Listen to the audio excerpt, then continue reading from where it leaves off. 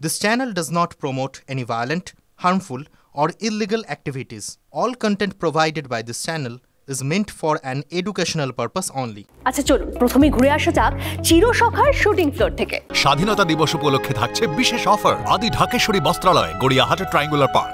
আমরা রয়েছি আজকে চিরসখার সেটে এবং পেয়ে গেছি সেই দুই পেয়ারকে, যাকে দেখে এখন যারা অডিয়েন্সরা রয়েছে তারা কিন্তু মনে প্রাণে চাইছে তারা একসাথে হয়ে যায়। প্রথমে যদি আমি তোমাদের চরিত্রের কথা বলি, যে এখন কি সিচুয়েশন, মানে স্বতন্ত্র কি চাইছে? আমাদের থেকে দর্শকরা বেশি ভালো বলতে পারবে, তাই না? একদম।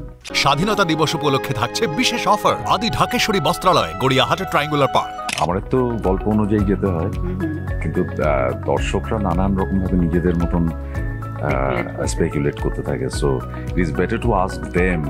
আমার মানে থ্যাঙ্কফুলি যে এই মানুষগুলোর জন্য তো আমাদের কাজ, মানুষগুলো যে এত ইনভলভ হয়ে পড়েন সেখানে কিন্তু এই কাজটা ভালো লাগে।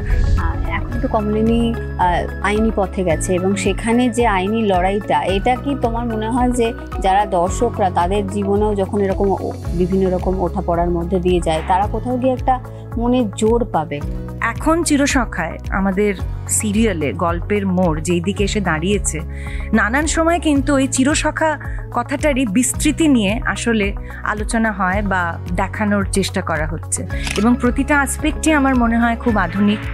বারে বারে এই কথাটা ফিরে ফিরে আসে যে মানুষের বয়স হয়ে যাওয়া মানেই কিন্তু তার জীবন থেকে ভালোবাসা হারিয়ে গেল, মাধুর্য হারিয়ে গেল, সেটা নয়, এবং মানুষ যে কোনো সময় তার জীবনটা শুরু করতে পারে। এই যে আইনি পদক্ষেপটাও কিন্তু সেইটারই ইঙ্গিত বহন করে। চন্দ্রর সঙ্গে কমলিনীর সংসার হচ্ছে, আমি ধরে নিচ্ছি 8 বছরের, 6 বছর 7 বছর কি 8 বছরের।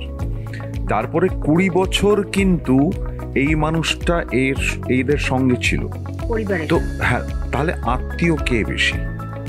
জাস্ট একটা কবে কি হয়েছিল, কেউ সিঁদুর পরিয়ে দিয়েছিল, সে বেশি কাছের না যে 20 বছর ধরে এই মানুষগুলোকে দেখেছে, রেখেছে, ভালোবেসেছে সবাইকে নিয়ে। এটা শুধু কমলিনীকে বলছি না, গোটা পরিবারটাকে দেখেছে, যত্ন করেছে, আগলে রেখেছে।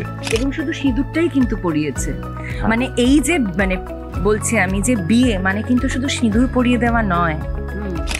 এই 8 বছরের সম্পর্কটাও দেখা যাচ্ছে তাদের ভালো ছিল না। হয়তো যদি সেই সম্পর্কটা অতটাই ভালো হতো, ওরাও যদি সখা হয়ে উঠতে পারতো একে অপরের, তাহলে হয়তো সেটা অন্যরকম হতো। কিন্তু যে কোনো বিয়ে হোক, আসলে বিয়ে তো একটা সার্টিফিকেট, ওই আর কি, সম্পর্কে বন্ধুত্ব, ভালোবাসা, পারস্পরিক শ্রদ্ধা, একে অপরকে বোঝা যে কতটা গুরুত্বপূর্ণ, সেটাই আসল সম্পর্ক।